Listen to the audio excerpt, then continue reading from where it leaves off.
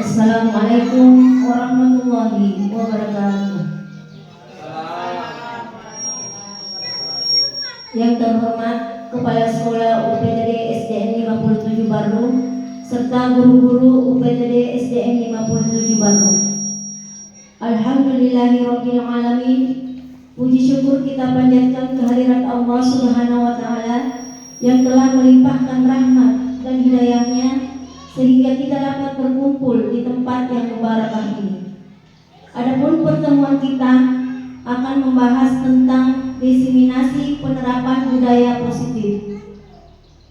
Adapun susunan acara kita pada hari ini yaitu yang pertama pembukaan, kedua acara inti, dan yang ketiga adalah acara penutup. Adapun acara pembuka dengan menyanyikan lagu Indonesia Raya. Dengan ini peserta disilahkan berdiri.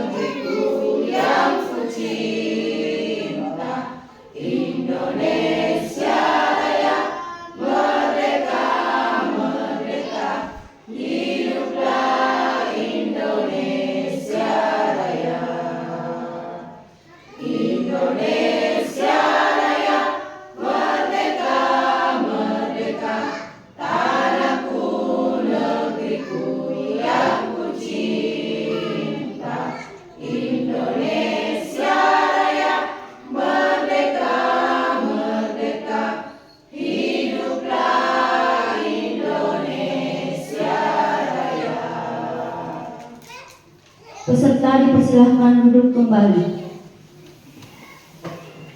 Acara kedua yaitu acara inti. Pemaparan diseminasi penerapan budaya positif oleh Ibu Armini SPDI. Dengan ini dipersilahkan.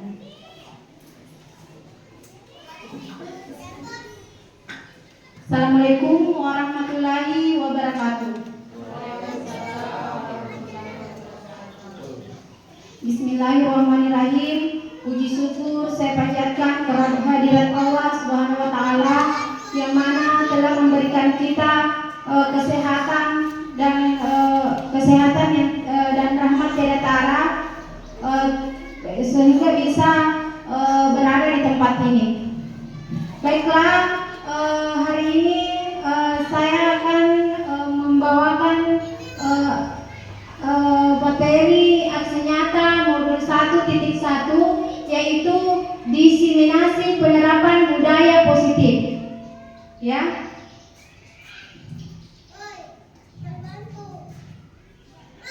Ya, di sini tentang budaya positif. Mungkin teman-teman kalian pernah mendengar tentang budaya positif. Pernah ya? mungkin pernah membuka PMM atau pernah mendengar-dengar di sebuah pelatihan atau apa, ya. Di sini menyebarkan pemahaman penerapan pengalaman budaya positif. Selamat datang Ibu Guru hebat. Mari kita belajar bersama, berkolaborasi, saling mendukung demi mewujudkan disiplin positif di sekolah kita tercinta. Adapun sebelum kita memasuki materi, saya ingin memberikan pantun, yaitu nenek tua tak punya gigi, sangat unik cara punyanya. Aku ucapkan selamat menyaksikan aksi nyata saya. Salam hangat untuk semua. Bapak Ibu Guru hebat, kali ini saya sedikit memberikan informasi bahwa pada program atau pendidikan guru penggerak yang saya ikuti, inilah modul-modul yang kami sudah lakukan atau sudah dipelajari, yaitu modul pertama yaitu filosofi pendidikan menurut Ki Hajar Dewantara, itu modul 1.1. Kemudian yang kedua adalah modul 1.2, yaitu nilai dan peran guru penggerak. Kemudian yang ketiga adalah visi dan prakarsa perubahan. Dan yang sekarang akan saya bawakan materi itu adalah modul 1.1, yaitu budaya positif.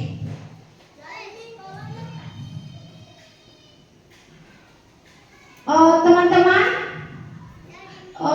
adapun tujuan pendidikan menurut Ki Hajar Dewantara yaitu menjelaskan bahwa tujuan pendidikan yaitu menuntun segala kodrat yang ada pada anak agar mereka dapat mencapai keselamatan, kebahagiaan yang setinggi-tingginya, baik sebagai manusia maupun sebagai anggota masyarakat. Sekarang budaya positif. Apa yang dimaksud budaya positif? Ada yang tahu apa itu budaya positif? Ya, budaya positif itu adalah perwujudan nilai-nilai keyakinan dan kebiasaan di sekolah yang berpihak pada murid agar murid dapat berkembang menjadi pribadi yang kritis, penuh hormat, bertanggung jawab sesuai dengan profil pelajar Pancasila.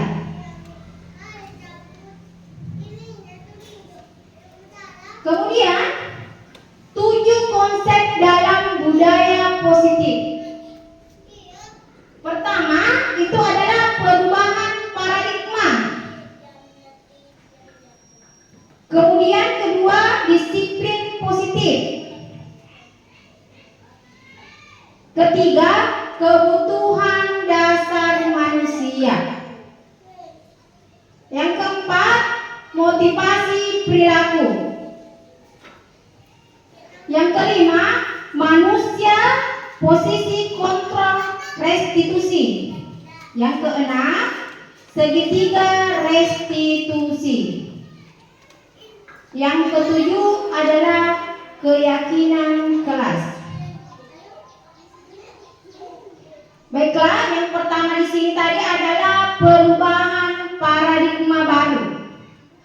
Perubahan paradigma baru mempelajari pembelajaran yang dengan pembelajaran paradigma baru dirancang berdasarkan prinsip pembelajaran yang terdiferensiasi sehingga setiap siswa belajar sesuai dengan kebutuhan dari tahap perkembangannya untuk mewujudkan profil pelajar Pancasila.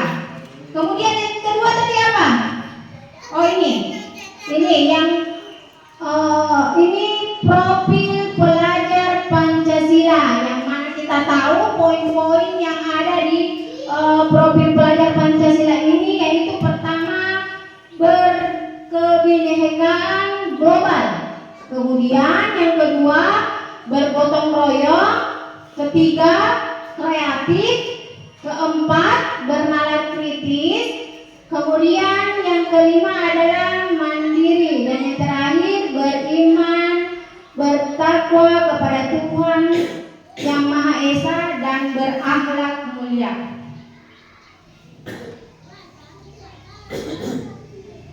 Kemudian pembelajaran paradigma baru memastikan praktik pembelajaran yang berpusat pada murid, yang mana setiap murid belajar sesuai dengan kebutuhannya dan tahap perkembangannya. Sekarang pertanyaan pemantik. Setuju atau tidak setuju? Di sini Bapak Ibu guru hebat, di sini ada pertanyaan pemantik. Pertama di sini, hukuman dapat mendisiplinkan anak. Apa Bapak Ibu guru setuju? Setuju. Ya. Tidak. Apa Ibu guru, Bapak Ibu guru setuju bahwa hukuman dapat mendisiplinkan anak? Tidak. Iya.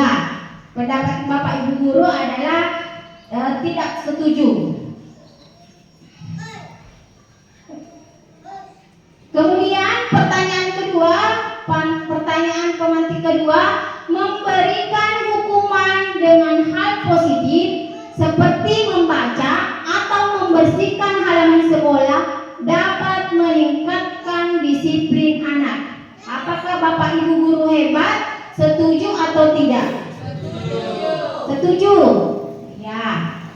Kemudian pertanyaan pemantik ketiga, memberi penghargaan dapat meningkatkan motivasi belajar anak. Apakah Bapak Ibu guru hebat setuju dengan pernyataan itu? Setuju. Ya. Kalau setuju kita lanjut. Di sini bagaimana seseorang bisa berubah dari paradigma stimulus respon kepada pendekatan teori kontrol. Teori kontrol Stephen R. Covey mengatakan bahwa bila kita ingin membuat kemajuan, perlahan sedikit demi sedikit ubahlah sikap atau perilaku Anda. Namun bila kita ingin memperbaiki cara-cara utama kita, maka kita perlu mengubah kerangka acuan kita. Ubahlah bagaimana Anda melihat dunia, bagaimana Anda berpikir tentang manusia. Ubahlah paradigma Anda, skema pemahaman dan penjelasan aspek-aspek tertentu tentang realitas. Ya, itulah tadi pendapat tentang stimulus tentang paradigma stimulus respon kepada pendekatan teori kontrol.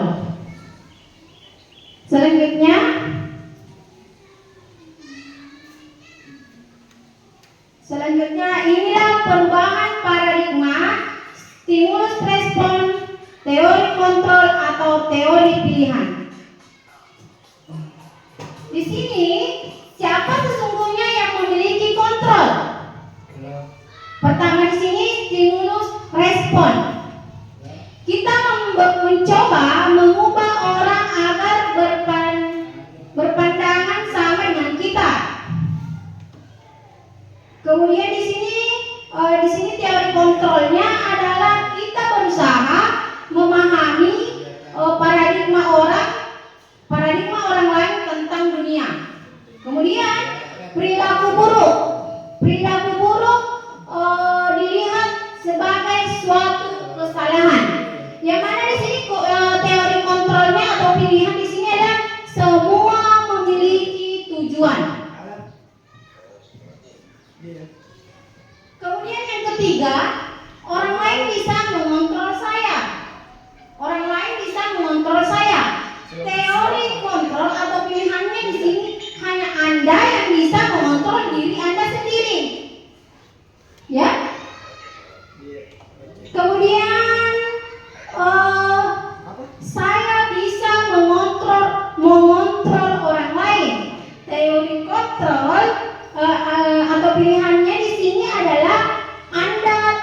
bisa mengontrol orang lain. Kemudian yang kelima, pemaksaan ada pada saat bujukan gagal. Pemaksaan ada pada saat bujukan gagal. Di sini teori kontrol atau pilihannya adalah kolaborasi dan konsekuensi menciptakan pilihan-pilihan baru. Kemudian yang keenam yaitu model berpikir menang atau kalah. Teori kontrol atau pilihannya di sini adalah model berpikir menang, ya. Teori kontrolnya di sini adalah model berpikir menang.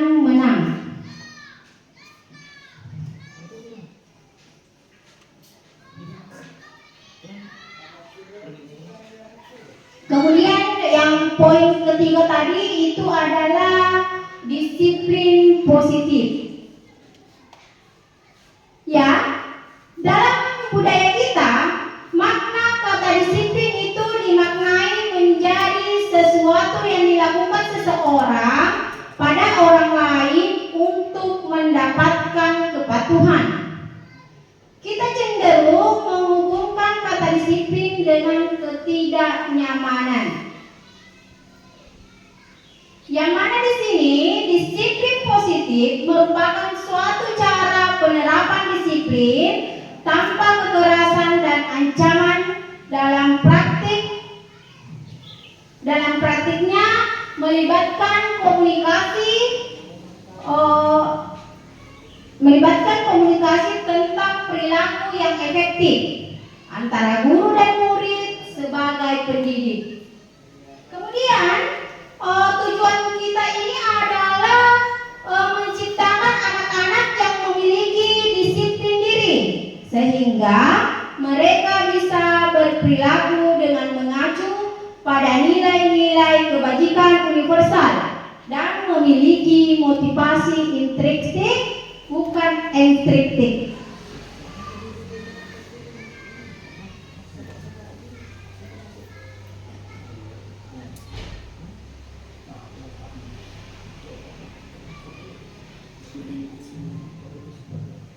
Ya, kita lanjut.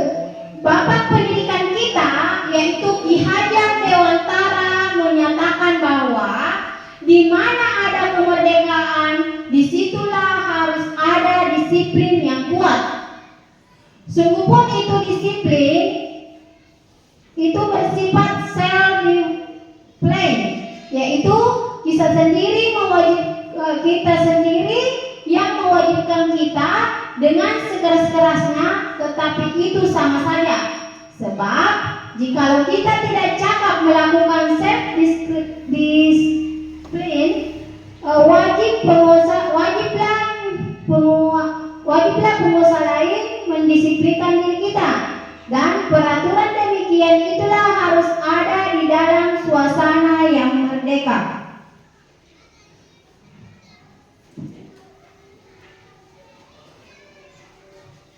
Di situ Ki Hajar Dewantara mengatakan bahwa untuk mencapai kemerdekaan atau dalam konteks pendidikan kita saat ini, untuk menciptakan murid yang merdeka, syarat utama adalah harus ada disiplin yang kuat.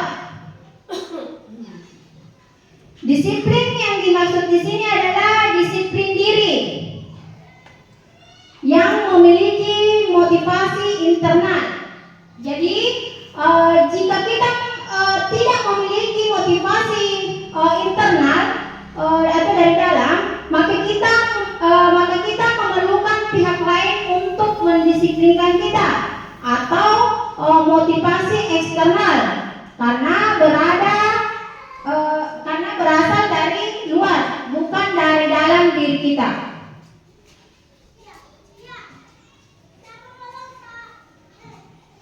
Kemudian poin ketiga yaitu adalah kebutuhan dasar manusia. Seluruh tindakan manusia memiliki tujuan tertentu. Semua yang kita lakukan adalah usaha terbaik kita untuk mendapatkan apa yang kita inginkan.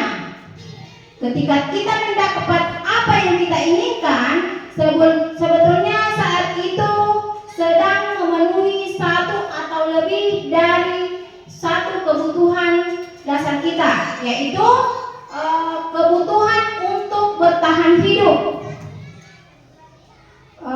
kasih sayang dan rasa diterima, kebebasan, kesenangan, dan penguasaan.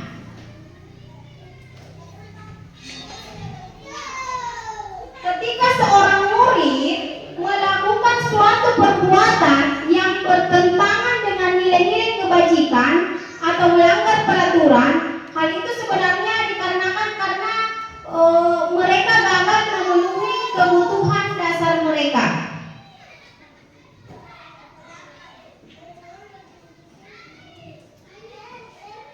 Ya, di sini kebutuhan dasar manusia.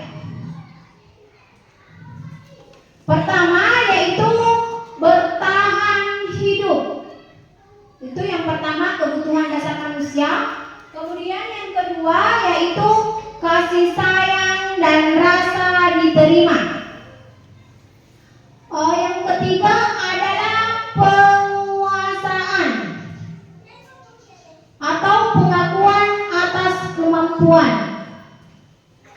Kemudian yang keempat, kebebasan atau kebutuhan akan pilihan. Kemudian yang kelima adalah kesenangan, yaitu untuk merasa senang, kesenangan atau untuk merasa senang. Di sini bertahan hidup, maksudnya di sini memerlukan makanan, pakaian, tempat tinggal, keamanan dan kesehatan. Kemudian yang kedua, maksudnya di sini kasih sayang, dan rasa diterima, yaitu maksudnya adalah rasa diterima, diperdulikan, berbagi, kerjasama, menjadi bagian dalam kelompok.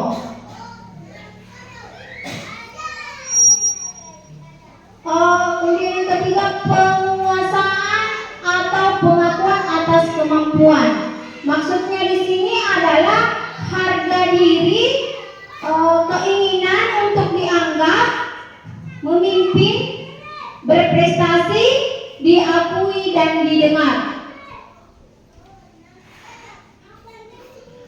Yang keempat, kebebasan akan pilihan. Maksudnya di sini kebebasan akan pilihan yaitu mandiri, memiliki pilihan, mencoba hal baru, mampu mengendalikan arah dirinya. Selanjutnya yang kelima di sini kesenangan atau merasa senang. Maksudnya di sini adalah bisa bermain, humor, antusias atau tertawa.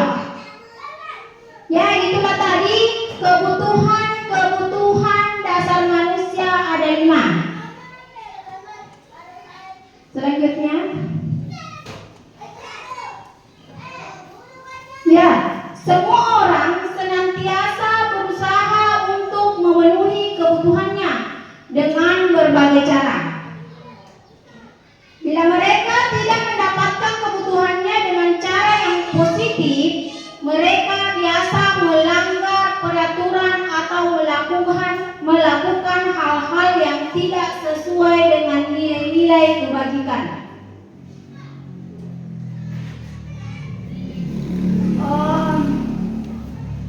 Mereka biasa melanggar peraturan dan melakukan hal-hal yang tidak sesuai dengan nilai-nilai kebajikan. Misalnya di sini seorang murid tidak begitu berhasil secara akademik, mungkin kebutuhannya akan kekuasaan tidak terpenuhi di sekolah. Mungkin dia akan mencoba untuk memenuhi kebutuhan kekuasaannya dengan cara mencoba mengatur orang lain di lapangan bermain, atau bahkan menyakiti mereka secara fisik, ya. Jadi sebagai guru kita dapat melibatkan kegiatan yang memberi peluang kepada murid tersebut untuk membuat pencapaian yang berarti. Ya, jadi seperti itu.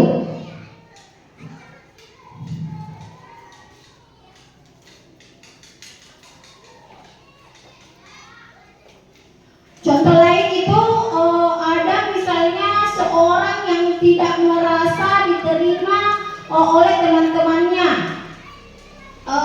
Kebutuhan akan cinta dan kasih sayang tidak terpenuhi. Oleh karena itu dia tidak mungkin akan memiliki satu teman dan memisahkan diri dengan orang lain. Jadi di sini peran kita sebagai guru adalah bila kita membangun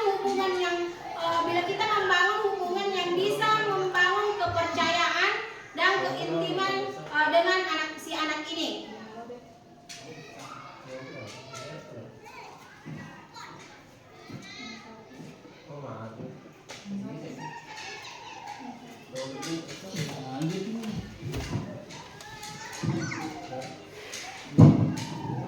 Kemudian di sini Glaser mengatakan bahwa kapasitas untuk berubah ada di dalam diri kita.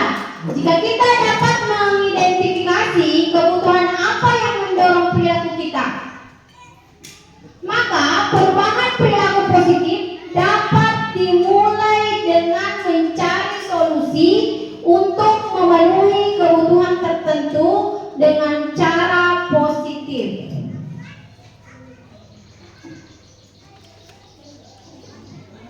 Di sini ada motivasi perilaku manusia.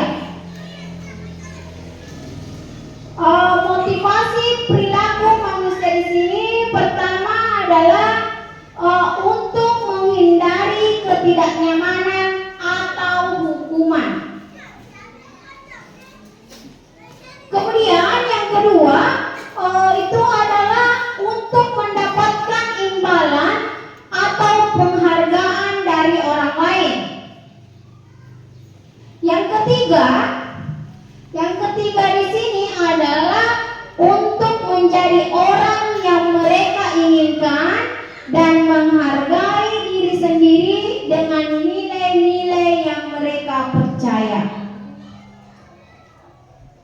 Jadi di sini untuk menghindari ketidaknyamanan atau hukuman, maksudnya di sini bila orang yang memotivasi perilakunya untuk menghindari hukuman atau ketidaknyamanan akan bertanya apa yang akan terjadi apabila saya tidak melakukannya.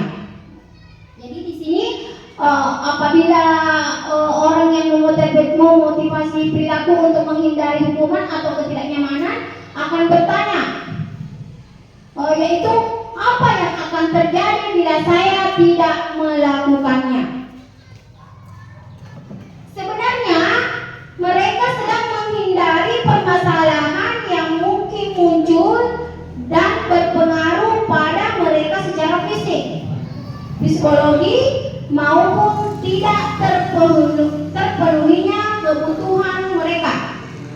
Bila mereka tidak melakukan tindakan tersebut, motivasi ini bersifat eksternal.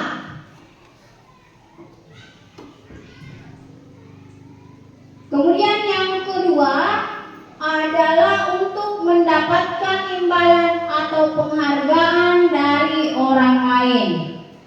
Maksudnya di sini adalah orang dengan memotivasi ini akan bertanya, apa yang akan saya dapatkan apabila saya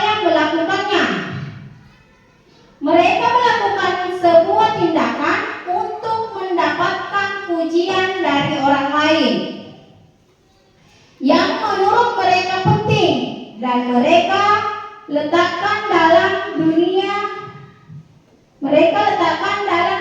berkualitas mereka. Mereka juga melakukan sesuatu untuk mendapatkan hadiah, pengakuan, atau imbalan. Motivasi ini juga bersifat eksternal. Kemudian yang ketiga, maksud dari untuk menjadikan orang yang mereka inginkan dengan menghargai diri sendiri dan nilai-nilai yang mereka percaya. Maksudnya di sini adalah orang dengan motivasi ini akan bertanya, akan menjadi orang seperti apa apabila saya melakukan. Mereka melakukan sesuatu karena nilai-nilai yang mereka yakini dan hargai, dan mereka melakukannya karena mereka ingin menjadi orang yang melakukan nilai-nilai mereka yakini tersebut. Ini adalah motivasi yang akan membuat seseorang memiliki disiplin positif, karena motivasi berperilakunya seperti bersifat internal, bukan eksternal.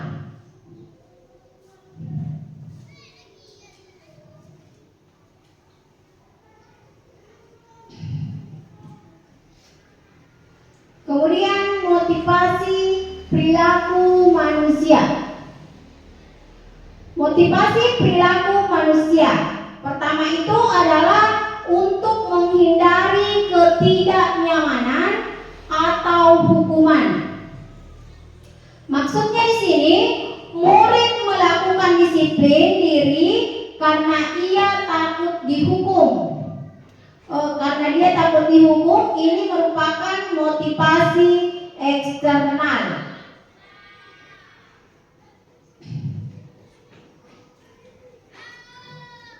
Contohnya di sini biasa kita kasih PR siswa, kemudian pastinya dia melakukan itu karena takut dihukum besok sama ibu guru.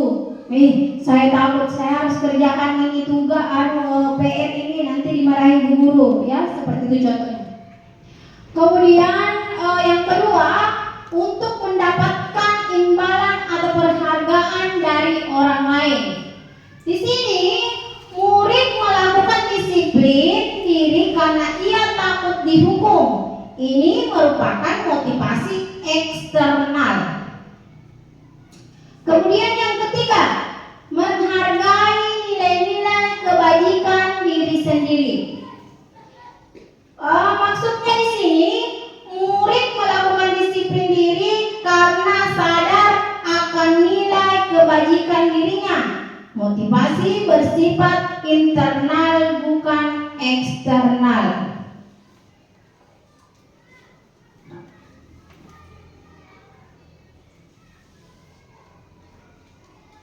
Selanjutnya, hukuman dan penghargaan. Di sini ada sebuah kasus. Coba diperhatikan Bapak Ibu guru, di sini ada sebuah kasus. Saya bacakan sedikit. Iva kurang menguasai pelajaran matematika, sehingga pada saat pelajaran tersebut berlangsung, dia lebih banyak berdiam diri atau menggambar di buku pelajarannya.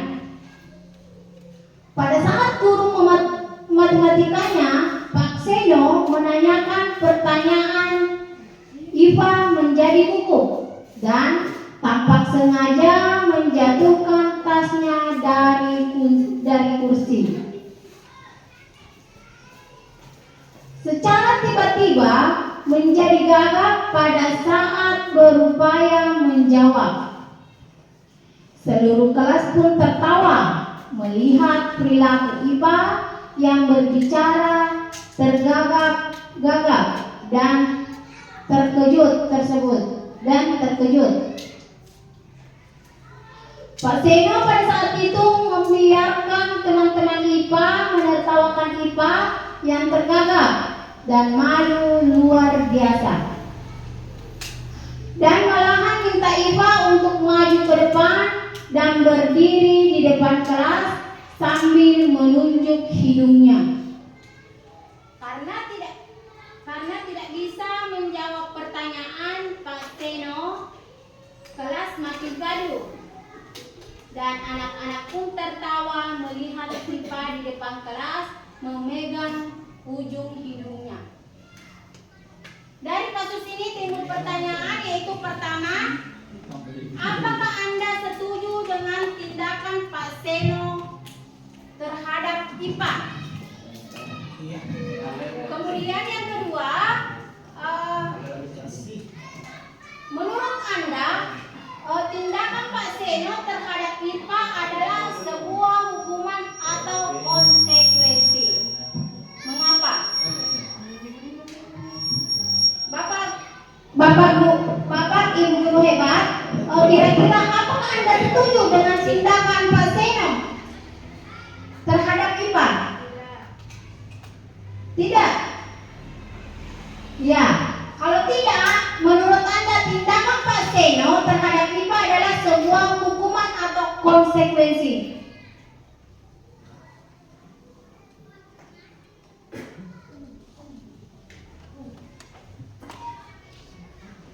Yaitu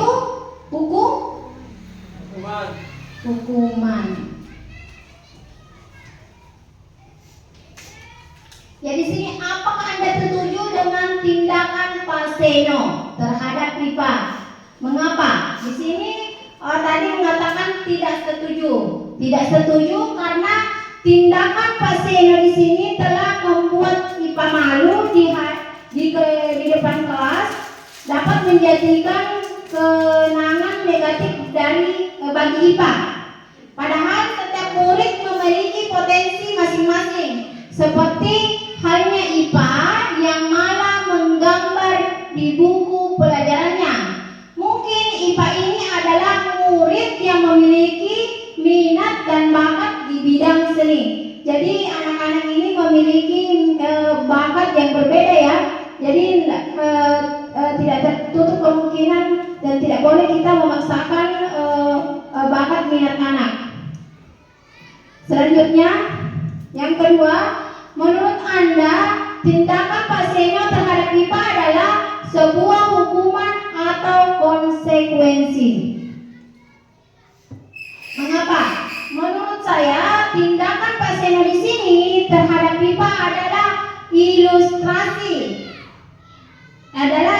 di atas adalah sebuah hukuman, karena sebelum pembelajaran berlangsung belum diadakan kesepakatan kelas terlebih dahulu.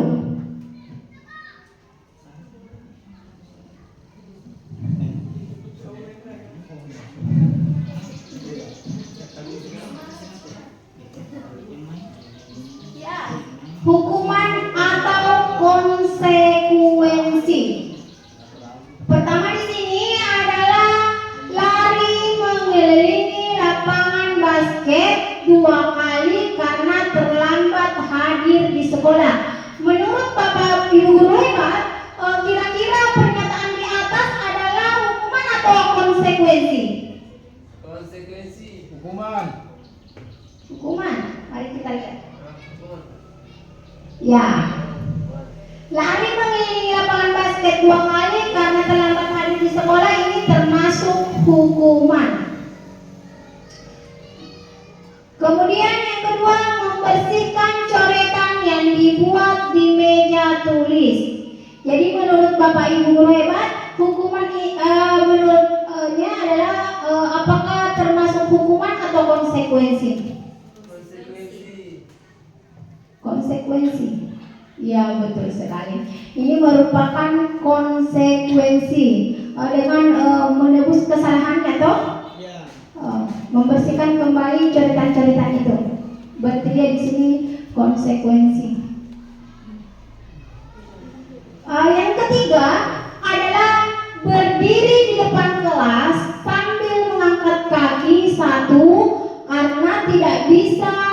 menjawab pertanyaan. Kira-kira termasuk hukuman atau konsekuensi? Hukuman. Ya, mari kita lihat. Ya. Jadi berdiri di depan kelas sambil mengangkat kaki satu karena tidak bisa menjawab pertanyaan ini termasuk hukuman. Selanjutnya mencatat 100 kali di dalam buku kalimat saya tidak akan terlambat lagi. Kira-kira apakah termasuk hukuman atau konsekuensi? Hukuman dan konsekuensi. Apa? Hukuman. Mari kita lihat. Ya, ini termasuk hukuman. Ya, kita lanjut. Yang kelima, kira-kira menggantikan kertas tugas teman yang telah dicoret-coret. Iya, bagus sekali Pak. Ya, di sini adalah konsekuensi karena bertanggung jawab untuk menggantikan kertas tugas temannya.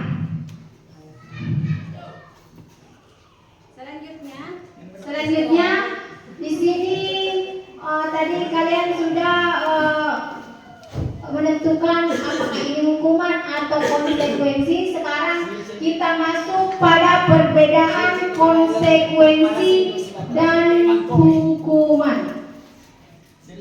Di sini hukuman sesuatu yang menyakitkan harus terjadi. Kemudian konsekuensi di sini sesuatu harus terjadi. Yang kedua, membuat anak sakit fisik maupun hati untuk jangka panjang. Konsekuensi di sini membuat anak merasa tidak nyaman dalam jangka waktu pendek. Ketiga, anak membenci kedisiplinan. Konsekuensi, anak menghargai kedisiplinan. Kemudian yang keempat, paksaan. Konsekuensinya di sini stimulus tanggapan. Yang kelima, mendorong anak menyakiti diri sendiri. Konsekuensi, mendorong anak agar mudah menyesuaikan diri. Kemudian hukuman, konsep diri yang buruk. Konsekuensi, konsep diri yang baik. Selanjutnya, anak belajar untuk menyembunyikan kesalahan. Konsekuensi, anak belajar untuk mematuhi peraturan. Selanjutnya, marah, rasa bersalah, dipermalukan, merasa tidak dihargai. Konsekuensi, kehilangan hak, dibuat tidak nyaman, diasingkan untuk sementara.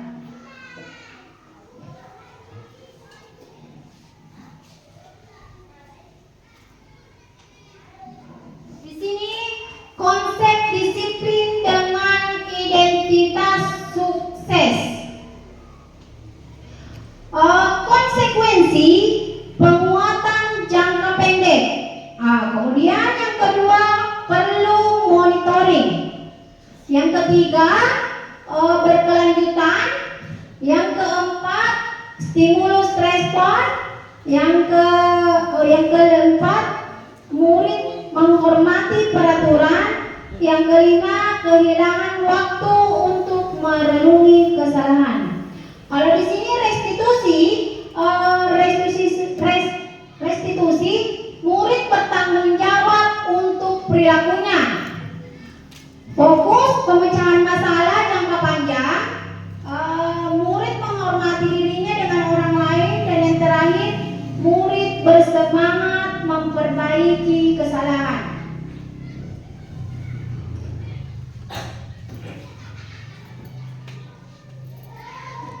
Di sini ada hukuman, konsekuensi, dan restitusi. Hukuman di sini bersifat tidak terencana dan tiba-tiba, atau murid tidak tahu apa yang terjadi dan tidak dilibatkan. Hukuman di sini bersifat satu arah dari pihak guru yang memberikan dan murid yang menerima suatu hukuman tanpa melalui suatu kesepakatan atau pengarahan dari pihak guru, baik sebelum atau sesudahnya. Hukuman yang diberikan ini bisa berupa fisik maupun psikis.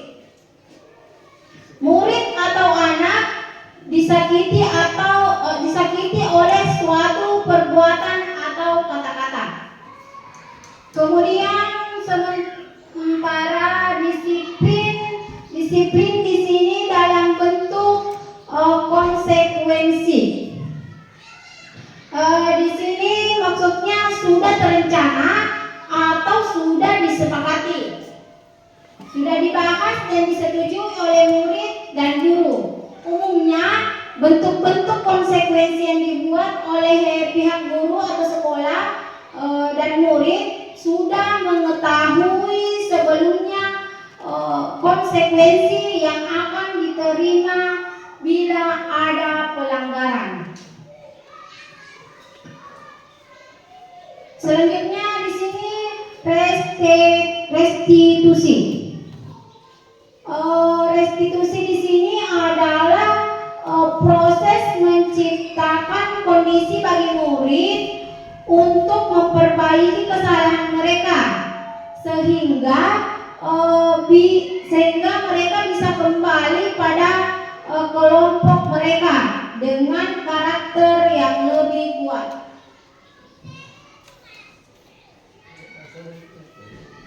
Ya, restitusi. Restitusi juga merupakan proses kolaboratif yang mengajarkan murid untuk mencari solusi untuk masalah mereka dan membantu murid berpikir tentang orang seperti apa yang mereka inginkan dan bagaimana mereka harus memperlakukan orang lain.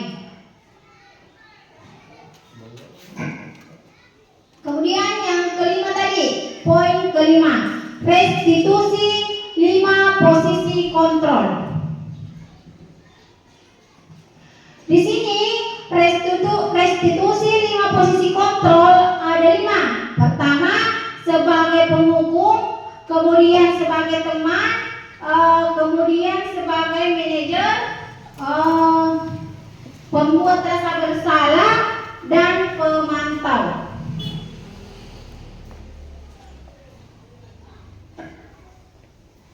Di sini yang pertama tadi adalah penghukum. Maksudnya di sini penghukum adalah pada posisi ini seorang penghukum bisa menggunakan hukuman fisik maupun verbal. Guru percaya bahwa hanya cara yang bisa berhasil dalam proses pembelajaran atau nada suara tinggi, bahasa tubuh, mata melotot, atau jari-jari menunjuk atau menghardik.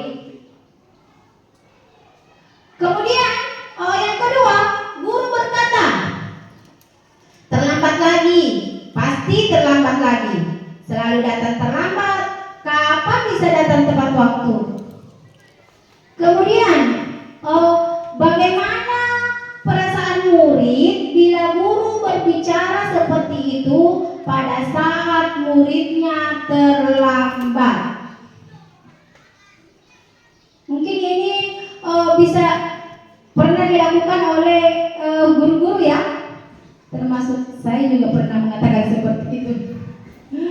Kemudian selanjutnya, kemungkinan murid marah dan mendendam atau bersifat agresif bisa jadi sesudah bisa jadi sesudah kembali duduk, murid tersebut akan mencoret-coret bukunya atau meja tulisnya. Lebih buruk lagi, sepulang sekolah, murid melihat motor atau mobil bapak ibu guru akan menggores kendaraan tersebut dengan paku. Ya, selanjutnya, pembuat merasa bersalah. Maksudnya di sini adalah pada posisi ini biasa guru akan bersuara lembut yang membuat orang merasa tidak nyaman, bersalah dan rendah diri. Di posisi ini mereka akan merasa dirinya buruk, merasa tidak berharga, dan mengecewakan orang-orang yang disayanginya. Nada suara melemas, halus, sedih, bahasa tubuh merapat pada anak atau lesu. Selanjutnya, guru berkata, "Adi, kamu ini bagaimana ya? Kamu sudah berjanji dengan ibu, tidak akan terlambat lagi. Kamu kenapa ya? Senang sekali mengecewakan ibu." Ibu benar-benar kecewa sekali. Bagaimana perasaan murid bila ditegur seperti cara ini? Di sini bagaimana perasaan ibu bila ditegur seperti cara ini? Murid akan merasa bersalah. Bersalah telah mengecewakan ibu atau bapak gurunya. Murid akan merasa menjadi orang yang gagal dan tidak sanggup membahagiakan orang lain. Kadangkala sikap seperti ini lebih berbahaya dari sikap penghukum, karena emosi akan tertanam rapat di dalam. Murid menahan perasaan, murid tertekan, seperti inilah yang tiba-tiba biasa meletus amarahnya dan bisa menyakiti dirinya sendiri atau orang lain.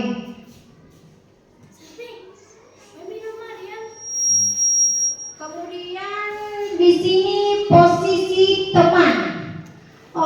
Bagaimana maksud dari posisi teman? Pada posisi ini, guru tidak akan menyakiti murid, namun akan tetap berupaya mengontrol murid melalui persuasi. Hubungan baik yang terjalin antara guru dan murid untuk mempengaruhi seseorang. Hal negatif dari posisi teman adalah bila suatu saat guru tersebut tidak membantu, maka murid akan merasa kecewa. Itu hal negatif yang biasa terjadi, dan tidak mau lagi berusaha. Murid yang akan bertindak untuk guru tertentu dan tidak untuk guru lain. Nada suara yang ramah, akrab, dan bercanda.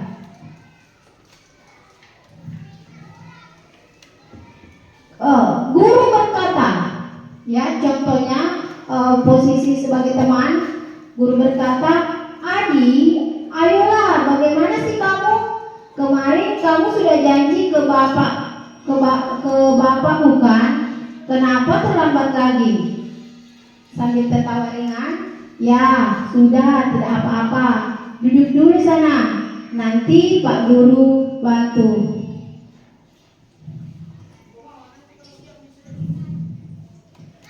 Bagaimana perasaan murid dengan sikap guru seperti ini? Di sini murid akan merasa senang dan akrab dengan guru. Ini dampak positif, hanya saja di sisi negatif, murid menjadi tergantung pada guru tersebut. Bila ada masalah, dia merasa mengandalkan guru tersebut untuk untuk membantunya.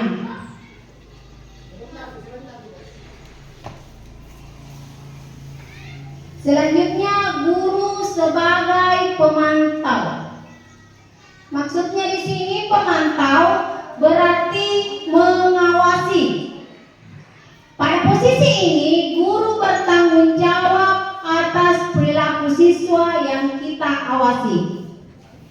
Posisi pemantau berdasarkan pada peraturan atau konsekuensi. Kemudian pemantau mengandalkan penghitungan, catatan, data yang digunakan sebagai bukti atas perilaku seseorang. Nada suara datar, bahasa tubuh yang formal. Kemudian kata-katanya seperti ini. Guru, Adi, tahukah kamu jam berapa kita mulai? Kemudian Adi berkata, tahu Pak. Yang ketiga, guru berkata, kamu terlambat 15 menit. Apakah kamu sudah mengerti konsekuensi yang harus dilakukan bila terlambat? Kemudian Adi lagi berkata, paham Pak, saya harus tinggal kelas pada jam istirahat nanti dan mengerjakan tugas ketertinggalan saya. Kemudian bagaimana perasaan murid diperlakukan seperti ini? Murid memahami konsekuensi yang harus dijalankan karena telah melanggar salah satu peraturan sekolah. Guru tidak menunjukkan suatu emosi yang berlebihan, menjadi marah atau merasa berbuat salah. Murid tetap dibuat tidak nyaman, yaitu dengan harus tinggal di kelas pada waktu jam istirahat dan mengerjakan tugas. Kemudian posisi guru sebagai manajer. Di sini posisi guru berbuat sesuatu bersama dengan murid, mempersilahkan murid mempertanggungjawabkan perilakunya, mendukung murid agar dapat menemukan solusi atas permasalahannya sendiri. Seorang manajer telah memiliki keterampilan di posisi teman maupun pemantau. Bisa jadi di waktu-waktu tertentu kembali kepada kedua posisi tersebut bila diperlukan. Namun, bila kita menginginkan murid-murid yang menjadi manusia yang merdeka, mandiri dan bertanggung jawab, maka kita harus mengacu pada restitusi yang dapat menjadikan murid kita seorang manajer bagi dirinya sendiri. Murid diajak untuk menganalisis kebutuhan dirinya maupun kebutuhan orang lain. Tugas seorang manajer bukan untuk mengatur perilaku seseorang. Kita membimbing murid untuk dapat mengatur dirinya. Seorang manajer bukannya memisahkan diri dari kelompoknya, tapi mengembalikan murid tersebut ke kelompoknya dengan lebih baik dan kuat. Di sini nada suara tulus, bahasa tubuh tidak kaku, mendekat ke murid. Kemudian di sini posisi guru sebagai manajer. Di sini guru berkata, Adi, apakah kamu mengetahui jam berapa sekolah dimulai? Ya, kalau kita di sini posisi guru sebagai manajer. Kemudian Adi berkata, tahu Pak, jam 7. Ya, guru berkata, ya, jadi kamu terlambat. Kira-kira bagaimana kamu akan memperbaiki masalah ini? Kemudian Adi berkata, saya bisa menanyakan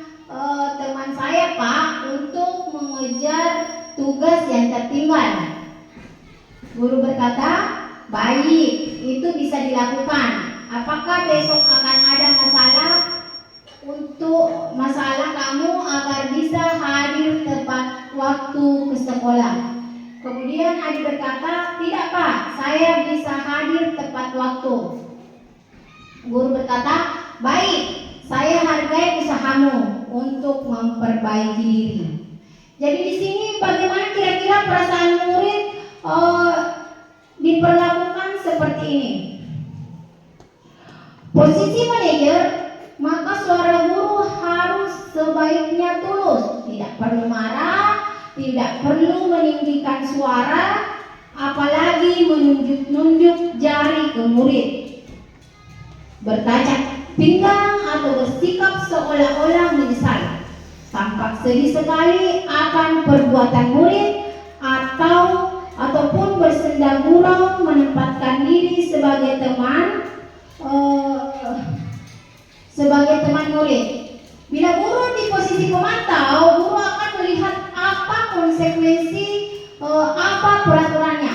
Namun di posisi manajer ini, guru akan mengembalikan tanggung jawab pada murid untuk mencari jalan keluar permasalahannya, tentu dengan bimbingan guru. Ya, jadi di sini inilah 5 posisi kontrol. Di sini motivasi, identitas gagal atau kontrol di luar, menghindari hukuman,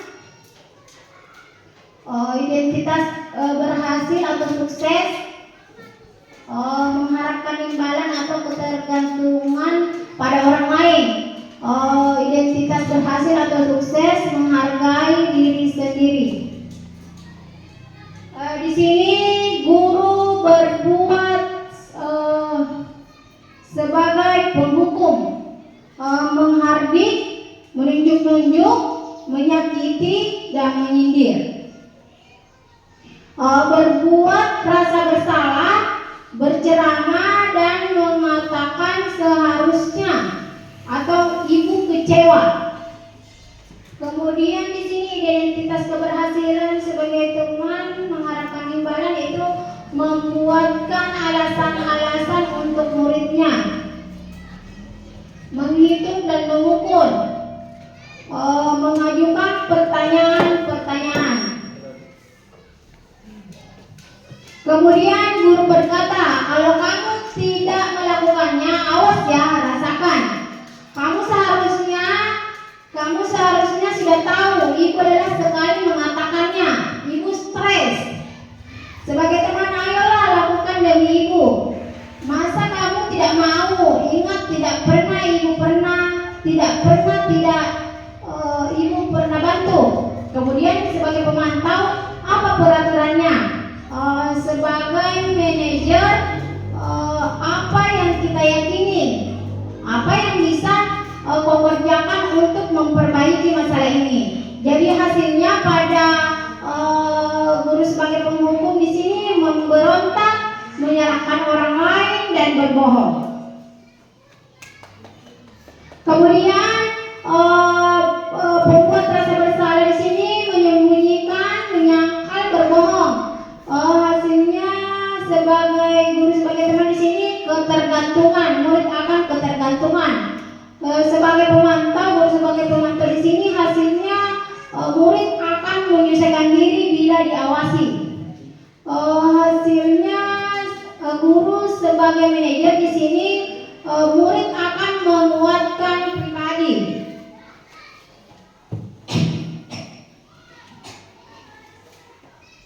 Kemudian contoh 5 posisi kontrol. Kasus siswa yang tidak mengenakan sepatu ketika ke sekolah. Pertama di sini adalah berdiri di samping papan tulis selama 2 jam pelajaran. Di sini pernyataan ini adalah sebagai penghukum. Kemudian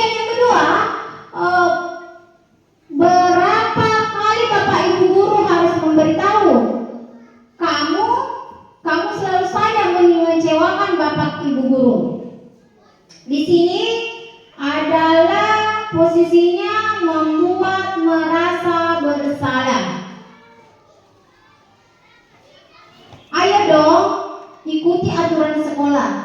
Tolong bantu Bapak Ibu guru ya, sekali ini saja. Lain kali jangan berbuat seperti ini lagi. Di sini posisi guru sebagai teman. Ini kata-kata posisi guru sebagai teman. Kemudian kamu sudah melanggar peraturan sekolah. Kamu tahu kan konsekuensinya? Apa peraturannya? Jadi di sini posisinya guru di sini sebagai pemantau. Kata-kata ini guru sebagai pemantau. Kemudian apakah kamu tahu kesalahanmu? Kira-kira bagaimana kamu memperbaiki kesalahanmu? Di sini posisi guru sebagai manajer. Selanjutnya di sini Bapak Ibu guru hebat, saya akan menampilkan sebuah video restitusi 5 posisi kontrol.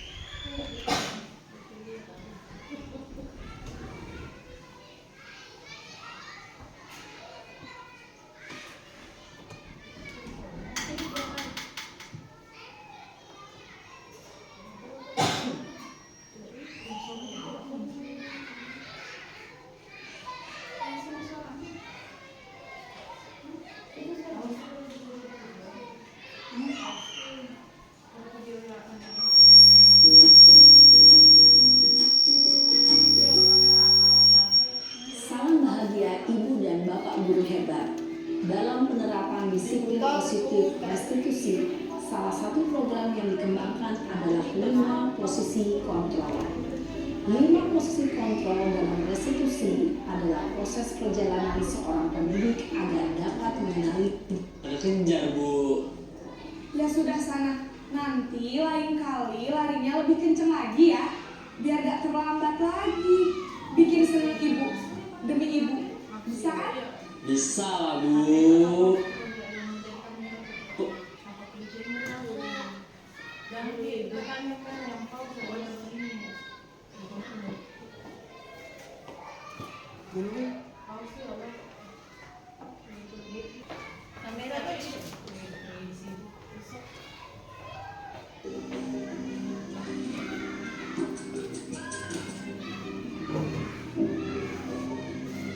Naren! Pak, apa coba? Alasan kamu apa lagi?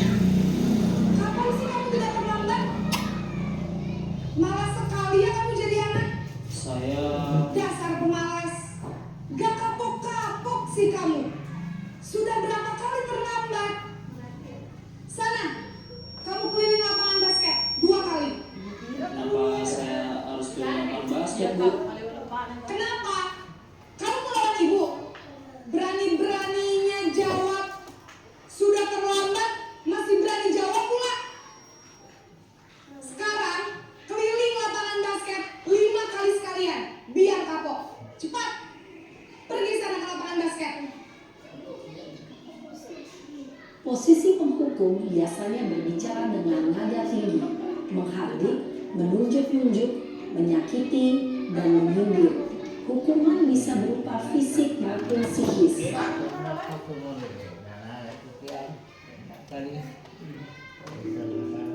Ibu dan Bapak guru hebat, dampak yang terjadi pada murid ketika guru berada pada posisi penghukum adalah murid cenderung akan memberontak, bahkan menyimpan dendam.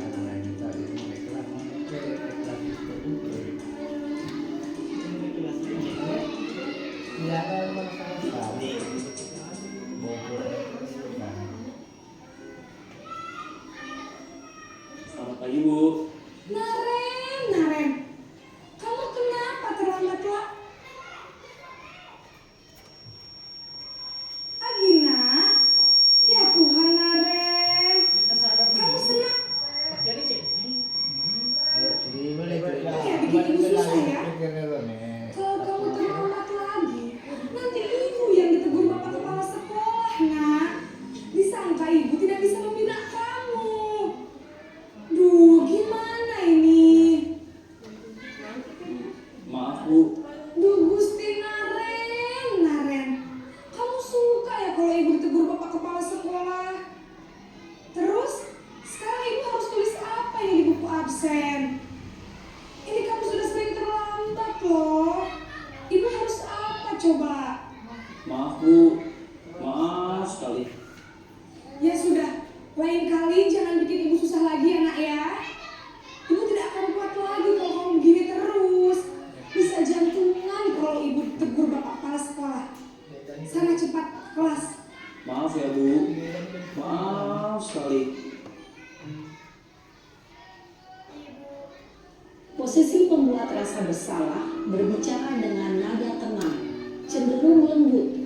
Namun kata-kata yang diutarakan membuat murid merasa menjadi orang yang gagal. Memandang buruk dirinya sendiri, merasa tidak berharga, dan tidak sanggup membahagiakan orang lain. Ketika dengan guru, identitas yang tercipta adalah identitas sukses atau berhasil. Namun, perlu diingat, karena ini masih dorongan eksternal, maka ada faktor ketergantungan dari murid kepada orang tertentu. Di sini guru absennya, sehingga di lain waktu murid bisa berperilaku baik, namun hanya kepada orang-orang tertentu saja.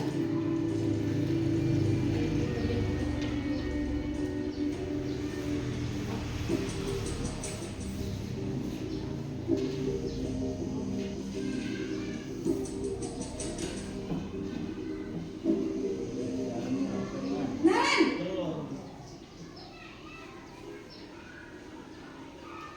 Selamat pagi Bu.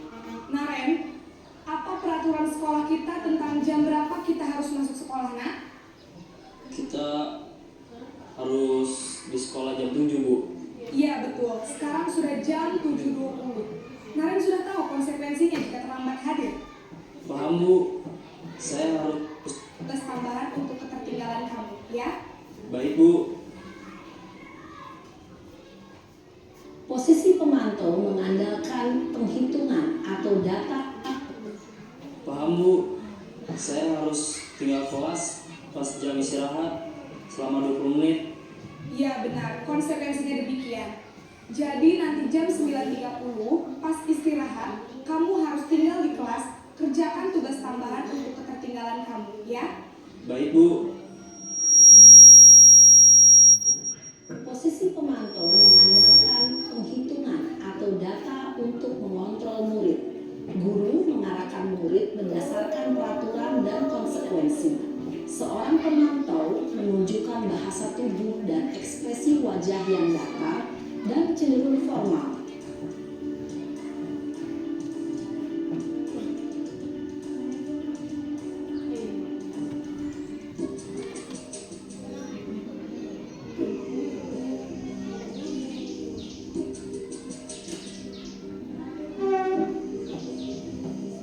Naren!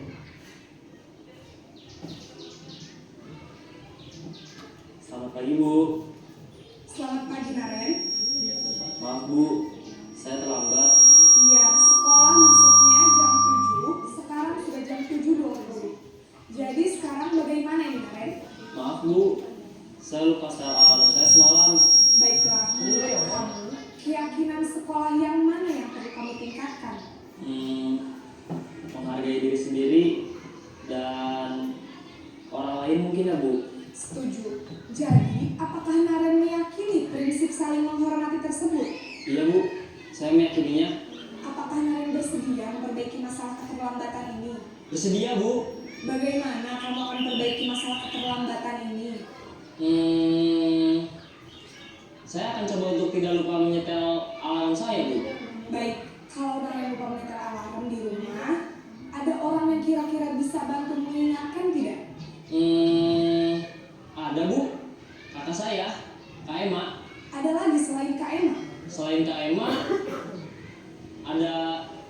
saya. Baik, jadi yang mengingatkan Naren adalah Kak Emma dan ibu kamu ya.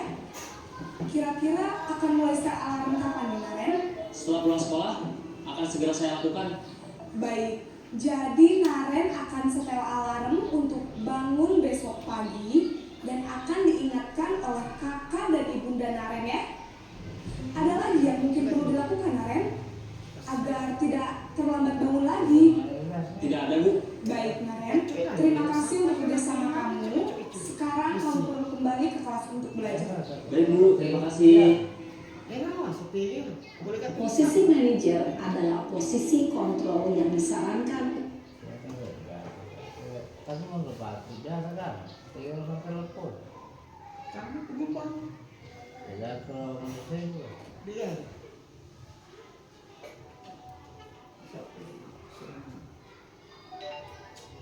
Hanya dengan lihat kaya kan. Mereka masuk ke sini bangun. Itu aku suka kamu.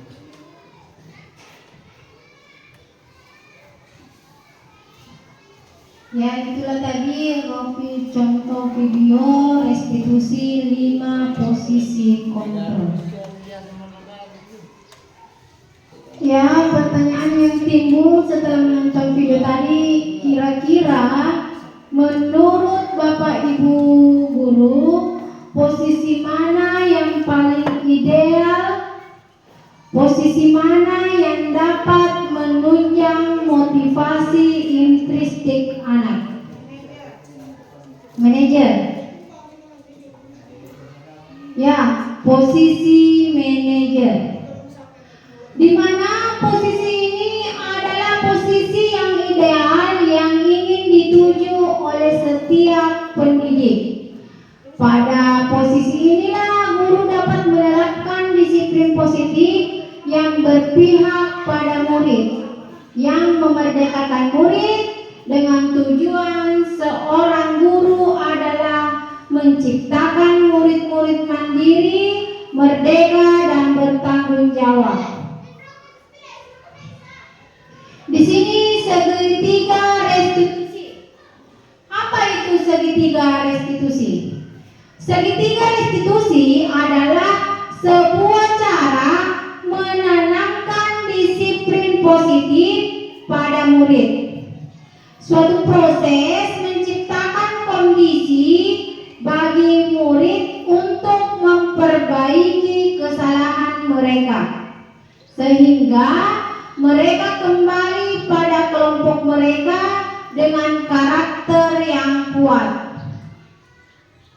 Segitiga restitusi adalah suatu proses dialog yang dijalankan oleh guru atau orang tua siswa atau orang tua agar dapat menghasilkan mandiri dan bertanggung jawab.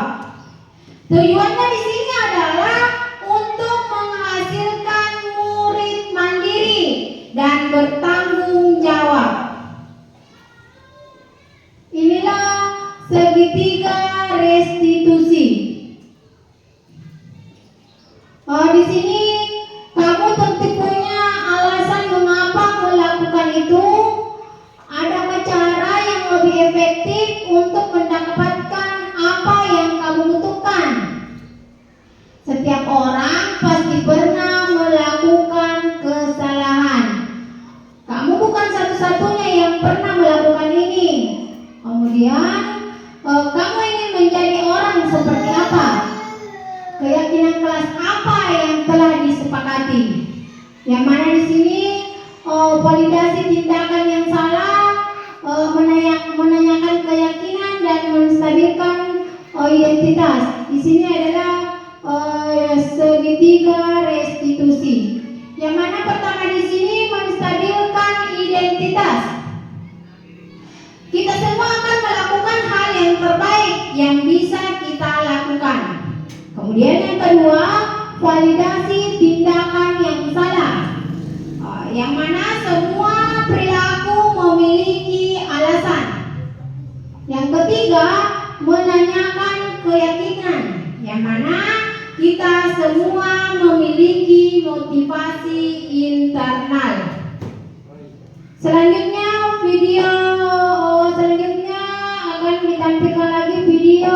ketiga, restitusi navigasi.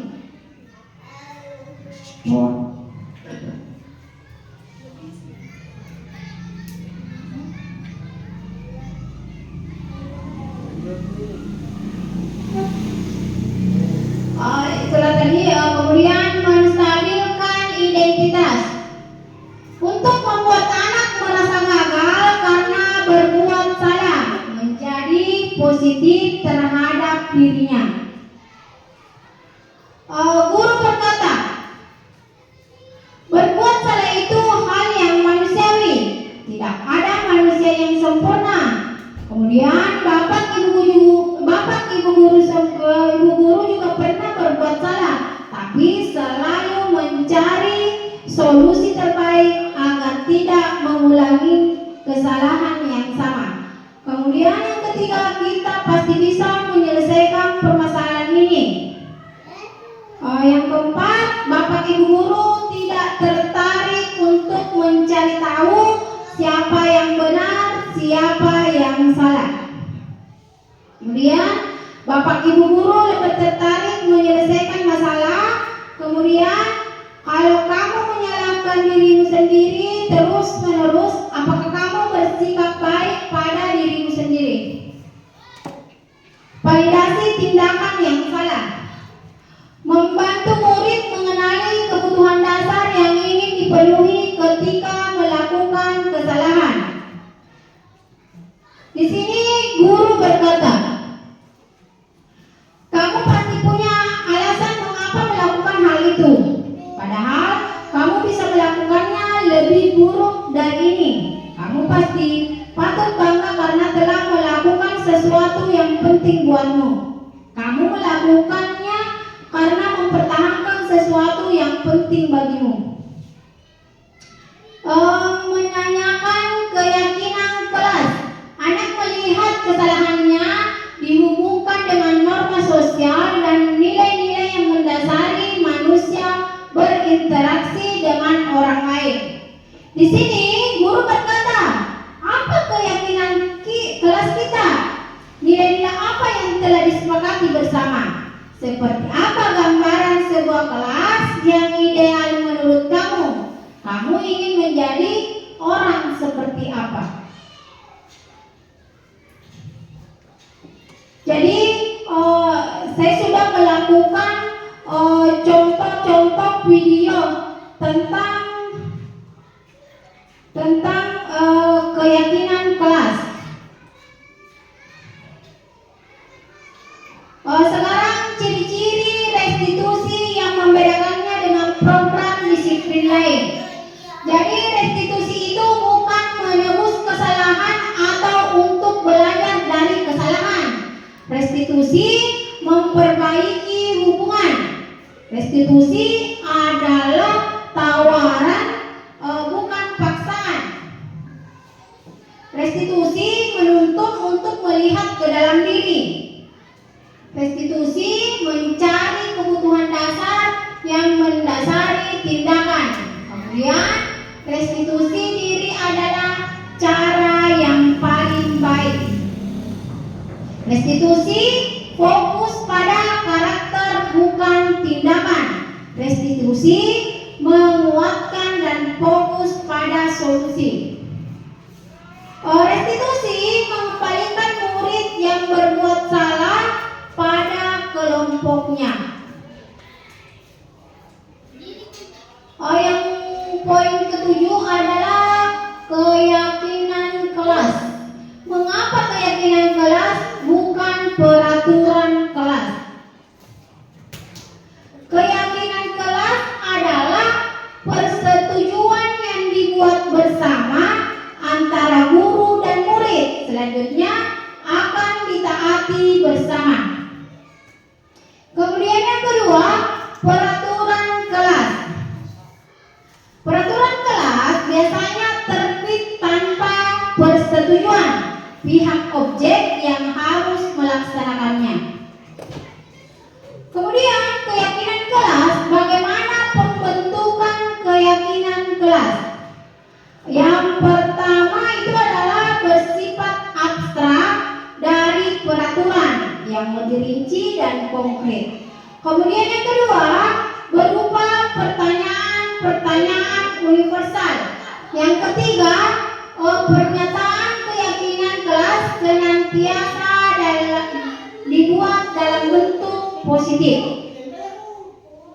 Yang keempat, keyakinan kelas hendaknya tidak terlalu banyak sehingga mudah diingat dan dipahami oleh semua warga kelas. Yang kelima, keyakinan kelas sebaiknya sesuatu yang dapat diterapkan di lingkungan tersebut. Kemudian kegiatan membuat keyakinan kelas. Pertama itu adalah berdiskusi tentang perbedaan peraturan dan keyakinan. Berdiskusi tentang perbedaan peraturan dan keyakinan. Kemudian yang kedua adalah merumuskan peraturan menjadi keyakinan. Yang ketiga, menempelkan keyakinan kelas. Yang ketiga, menempelkan keyakinan kelas. Dan inilah contoh keyakinan kelas yang telah saya buat. Ini keyakinan kelas 5 UPTD SDN Negeri Madu Baru. Ini keyakinan kelas kami adalah hadir tepat waktu, berdoa sebelum dan sesudah belajar, menjaga kebersihan kelas dan sekolah, bersikap jujur, saling menghormati dan menyayangi. Itulah keyakinan kelas yang telah saya buat. Baiklah, karena materi yang saya bawakan sudah selesai, apakah di sini ada refleksi hal baru apa yang kira-kira Bapak Ibu guru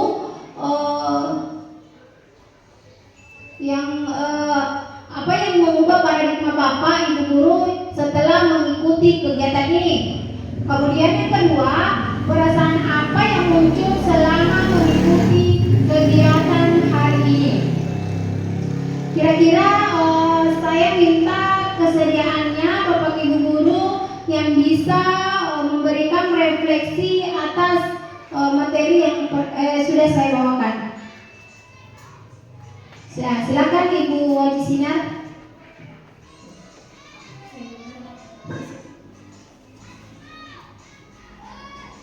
Setelah mendengarkan pemaparan tentang budaya positif, pentingnya menciptakan suasana positif di lingkungan sekolah agar tercipta suasana saling peduli, sadar akan kebutuhan dan kepentingan bersama, sadar akan nilai-nilai positif untuk berkolaborasi, bergotong royong agar tertanam lingkungan belajar yang kondusif dan berdampak pada pengembangan karakter murid. Perasaan saya setelah mendengarkan pemaparan tentang budaya positif yang dipaparkan oleh Ibu Armini SPD, saya merasa senang karena mendapat pengetahuan baru tentang bagaimana penerapan budaya positif di sekolah, misalnya penerapan segitiga restitusi bagi murid untuk memperbaiki kesalahan mereka tanpa melalui hukuman.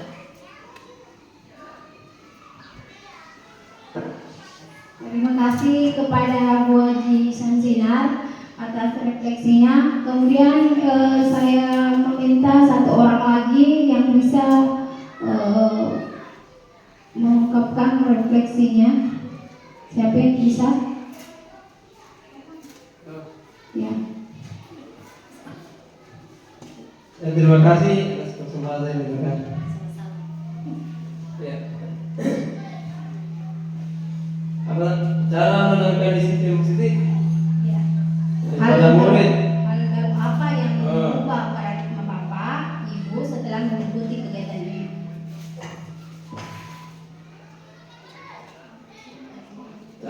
lebih baik daripada hukuman, karena restitusi adalah proses menciptakan kondisi bagi murid untuk perbaiki kesalahan mereka, sehingga mereka bisa kembali pada kelompok mereka dengan karakter yang lebih kuat. Dan perasaan saya setelah itu, saya merasa senang dan bersemangat karena menambah pengetahuan baru bagaimana cara menanamkan disiplin positif pada murid, sehingga menciptakan lingkungan belajar yang menyenangkan dan pembelajaran berpihak kepada murid. Oke, terima kasih. Ya, terima kasih pada Pak Arham tentang refleksi yang dirasakan. Kemudian adapun kesimpulan pada materi kali ini adalah dalam penerapan program disiplin positif, hendaknya guru memiliki standar kepribadian profesional dan sosial yang baik, di mana guru mampu merefleksikan diri dalam posisi kontrol saat ini. Bagaimana perjalanan diri sebagai manajer yang menuntun murid-muridnya sebagai insan yang mandiri, merdeka, dan bertanggung jawab. Ya, pantun hari ini adalah biru laut seperti kolam, ikan paus pandai menyelam. Dari lubuk hati yang paling dalam, saya tutup pemaparan saya dengan salam. Assalamualaikum warahmatullahi wabarakatuh.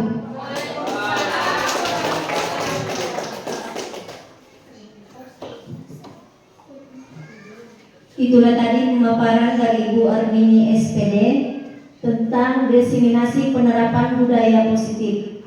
Adapun kesimpulan yang dapat saya sampaikan yaitu dalam penerapan disiplin positif itu hendaknya guru memiliki standar kepribadian, profesional, dan sosial yang baik, di mana guru mampu merefleksikan diri dalam posisi kontrol saat ini. Bagaimana pembelajaran saat ini sebagai manajer yang menuntun murid-muridnya sebagai insan yang mandiri, merdeka, dan bertanggung jawab.